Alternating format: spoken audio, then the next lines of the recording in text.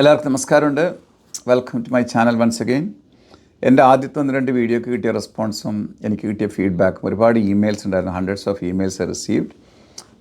ഒരുപാട് പേർക്ക് ഇപ്പോൾ ലേറ്റസ്റ്റായിട്ട് അറിയാനുള്ള ഒരു ആഗ്രഹം എന്ന് പറയുമ്പോൾ കാനഡയെ പറ്റിയിട്ട്.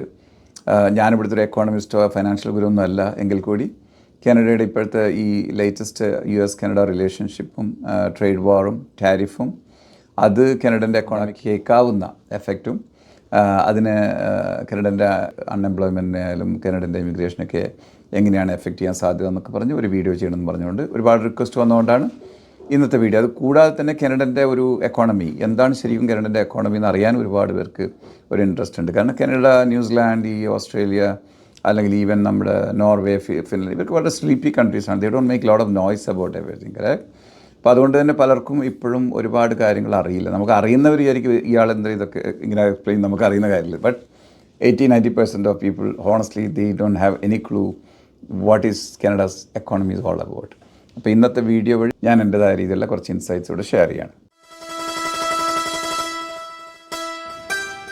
Okay, first of all, let's look into Canada's economy. Canada, as many of you know, maybe, Canada is the 9th largest economy in the world.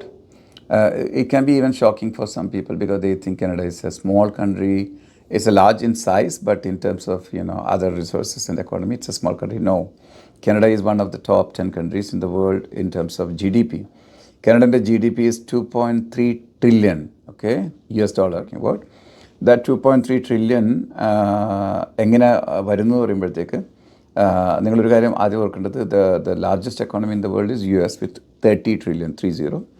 And then number 2 is, I think, China with 20 trillion. And then number 3, number 4. Number 4 is India. India is 4.6 trillion economy.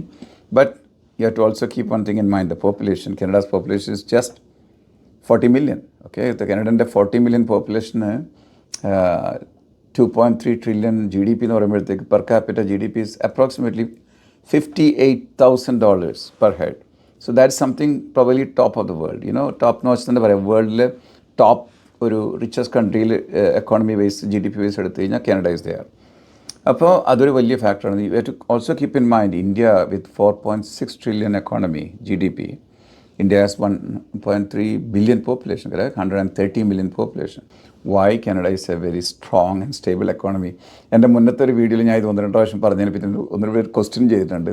U have to prove it. You are just keep on saying and claiming Canada is a strong economy, super economy, stable economy. Why don't you prove it? Okay, I'm proving it here. So, and we are G7 nation. We are 9th largest economy in the world.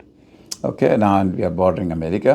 Now I will come to also explain. I'm going to explain here where is this 2.3 trillion comes from. Can you believe that Canada is the 3rd largest producer of oil and gas in the world after Saudi Arabia and Venezuela? So there itself you go. I mean, basically, being the 3rd largest producer of oil and gas, Canada is undoubtedly one of the richest country.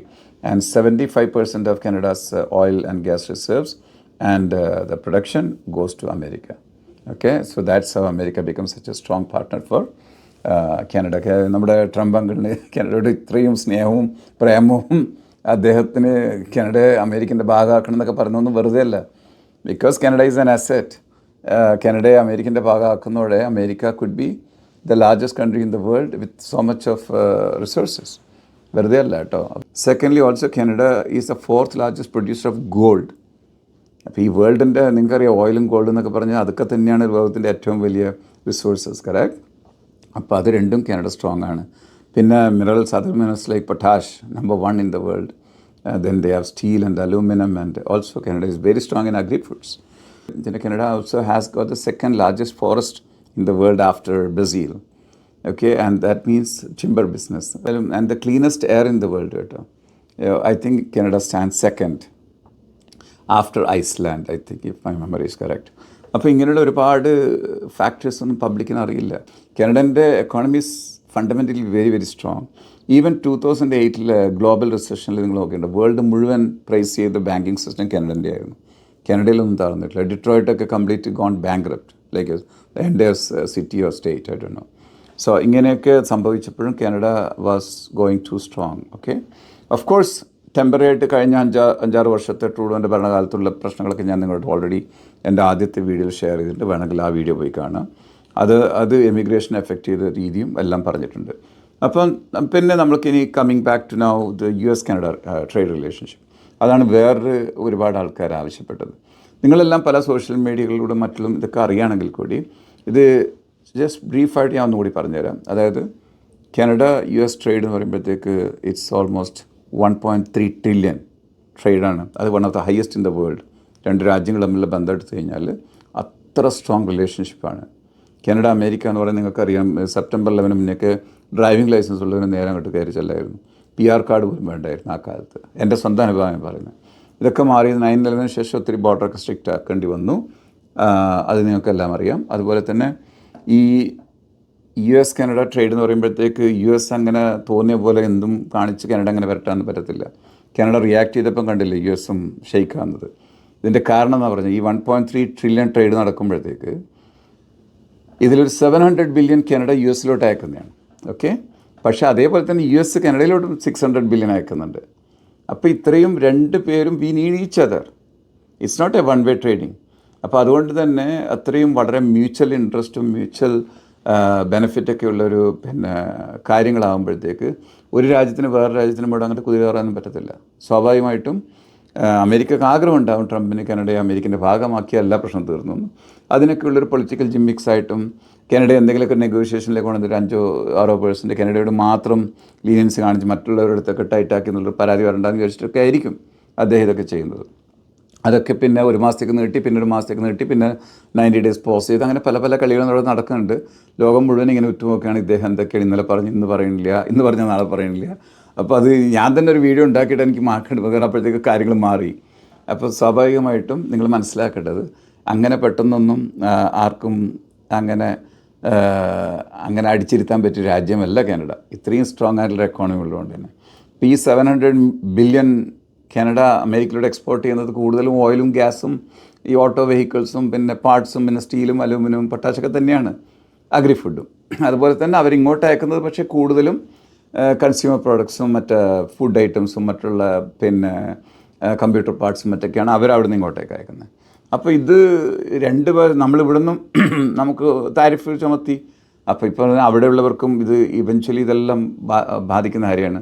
ഇതെല്ലാം ബാധിക്കുന്ന end കൺസ്യൂമേഴ്സിനെയാണ്. അപ്പോൾ they are not going to keep quiet. ഇപ്പോൾ കാനഡയിലാണെങ്കിൽ ഒരുപാട് job ആൾക്കാർക്ക് പോകും, ഒരുപാട് പിന്നെ ഇൻഫ്ലേഷൻ ആവും, ഒരുപാട് ഡോളർ ചിലപ്പം ഡിവാല്യൂ ആവും, എന്തൊക്കെയോ സംഭവിക്കും. ഇതുപോലെ അമേരിക്കക്കും അതിൻ്റെതായ ക്ഷീണം വരും. അവിടുത്തെ ഉള്ള ആൾക്കാർ അത് പ്രൊട്ടസ്റ്റ് ചെയ്യും, ഇവിടെയുള്ള ആൾക്കാരും പ്രൊട്ടസ്റ്റ് ചെയ്യും. പിന്നെ ആകെയുള്ള കനേഡിയൻസിൻ്റെ ഒരു കാര്യം എന്ന് പറയുന്നത്, Canadians did not initiate this. America ചെയ്യുന്ന കാര്യങ്ങൾക്ക് നമ്മളിവിടുന്ന് റിയാക്ട് ചെയ്യുകയാണ്, അത് ചെയ്തേ പറ്റത്തുള്ളൂ. It's just for a survival, correct. So അങ്ങനെയുള്ള റിയാക്ഷനാണ്. അതുകൊണ്ട് തന്നെ Canadians public is totally with the government.